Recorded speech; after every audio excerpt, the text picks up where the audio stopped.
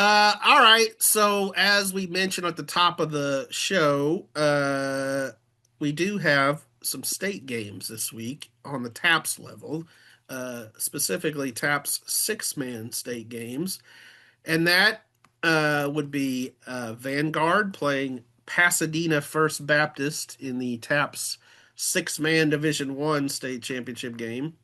Uh, and then in the six-man Division Three state championship, that would be Valor taking on Lake Jackson Brazosport Christian. Uh, both of those games are Thursday at Waco ISD Stadium. That's where I want to start. First of all, Yeah. do you feel like um, is that kind of a built-in advantage for Vanguard and Valor? The fact that they get to play in their hometown. Yes. Uh, Yes, it is. Now, I talked to some of the Valor kids, and I don't think they've ever played at Waco ISD Stadium like a game. Obviously, that's where we do our photo day, so they've been, but they mostly play at Paul Tyson Field. But to answer your question, I mean, like think about and now it's a different sport, but think about when Live Oak was playing in those basketball games here in those TAP state championships. I mean, I don't Had a know if you were. huge crowd, huge Yeah, crowd. I think you were there for one of those games, Bryce. I mean, it was Mhm. packed. And now I don't know if Valor or Vanguard maybe has that many fans or parents or whatnot, but like to be able to just drive down the road for a state championship game, that's huge. I mean, it's a lot closer than, Lake Jackson. So for Valor speaking at least. And Yeah, man, Lake it's a Jackson's way the huge. crap down I there. was about to say, yeah, it's really far, and so there is a built-in advantage there. I'll just talk a little bit about the Valor one. I mean, because one thing so I just got done talking to those guys this morning for a story I'm working on this week, and what I really liked about what Bear Greasomer, their quarterback, said. I mean, he mentioned he just kind of like in each of his answers would kind of circle back to this notion of like we've done a really good job of being like detail oriented, just like trying to really execute on the little things. And that's kind of coach speak in a way, but like the fact that the players and a lot of them were kind of, getting to like trying to get that message across of like, since last year when they were a debut program, football program, like they feel like that kind of taught them that, hey, like let's get in the weight room in the off season, really hit the weights. Let's get on the track. Let's attack these off season, like kind of attack that off season checklist with a new mentality. And I think that's kind of motivated them. And they also all talked about that loss to Wichita Falls, I think was the team they lost to last year in the state quarterfinals or state semifinals. It was state semifinals last year. And so there's a lot of motivation for Valor Prep. And, to be in the state championship game in just your second season, that's pretty cool. They're getting a lot of love at school. And I think they're using that in a positive way, though. Like it doesn't seem like there's an arrogance at all because they haven't gotten it done yet. So it'll be fascinating to see if they can get that one done. One other thing I'll just point out about Valor, I think we've talked about it a little bit on this pod, but I love the fact that they just throw that pigskin around at the six-man level. I mean, there's outside of Texas Wind, there's no one else in this area that does that.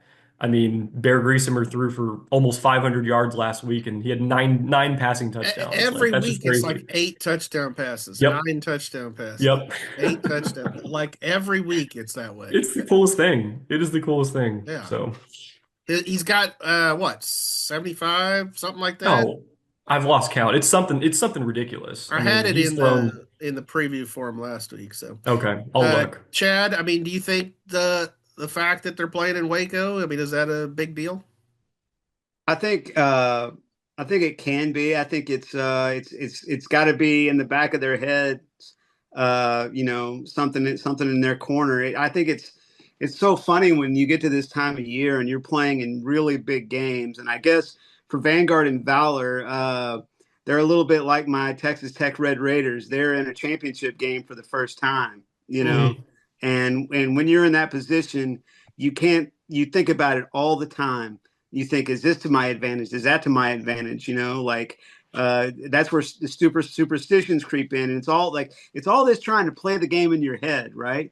You want Right. to play the game in your head so that and I don't know if it helps when you get on the field, but honestly, what really matters is you get on the field. And Bryce, you already mentioned that ball is a weird shape, and how is it going to Hmm. bounce, and how are you going to react when it bounces a certain way? Uh, I think Joey McGuire said something really interesting this week.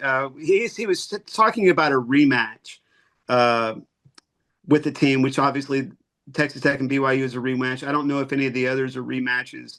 We talked about some Mm-hmm. games that are rematches. Bremont, Mm-hmm. Mount Enterprise is a rematch from last year.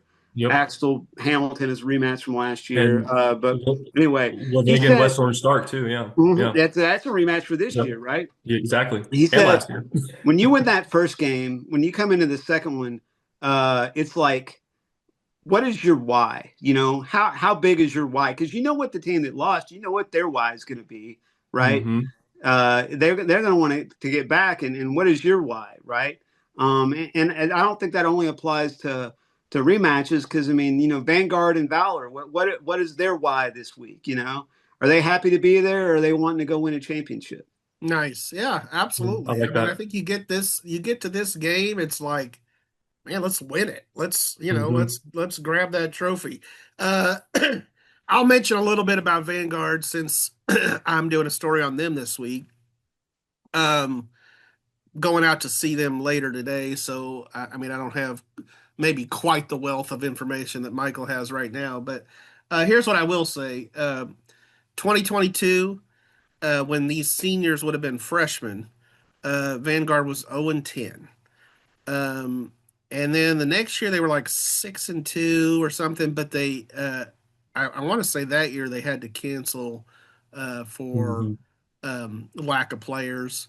Um, Yeah. Last year, Coach Shupback's first year there, they go 6 and 4. They're making progress. But to be sitting here now when these guys are seniors and be sitting there at what, 10 and 2? Yeah. Um, yeah, I mean, 4 and 0 in district, they went. It's been a pretty good journey for the Vikings. They've got a lot of banners over there at Vanguard, a lot of banners. Done well in a lot of sports over the years. They've kind of hung their hat on basketball. They had Mm-hmm. basketball for years there, a long time before they ever got a football team. But um, they would really love to, put one up in football and do that for the first time. Um, I think it's a tough matchup. If you go by sixmanfootball.com, they've got Pasadena First Baptist as a 28-point favorite in this one. Wow. Yeah, so we'll see. But I mean, I think they're playing well. They've got some playmakers, and we'll see if the home field thing matters at all. I mean, but yeah, they got a lot to play for sure. Michael, you will be at both of those games on Both Thursday. of them. Can't Yeah, wait. I'll be and hanging out in that press box. right,